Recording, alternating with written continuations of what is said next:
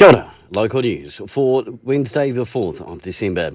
The three-day World Architecture Awards get underway today in Auckland.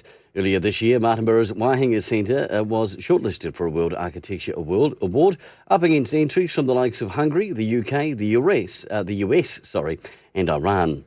The annual expired car seat collection is underway today. Seats can be handed off at Reed Masterton, the Salvation Army Family Store in Carterton, or the Featherston Community Centre between 9 a.m. and 3 p.m. And Anna Nielsen has been appointed as the new General Manager of Destination Wairarapa. Miss Nielsen will be taking over from David Hancock, who's been in the role for 8 years. Destination Wairarapa Board Chair Robin Dunlop says David has done a tremendous job over the last 8 years, so Anna has big shoes to fill. She comes to us, she says, with an impressive background, and we're chuffed to have her on board. More recently, Miss Nielsen has been in charge of the annual Toast Martinborough event.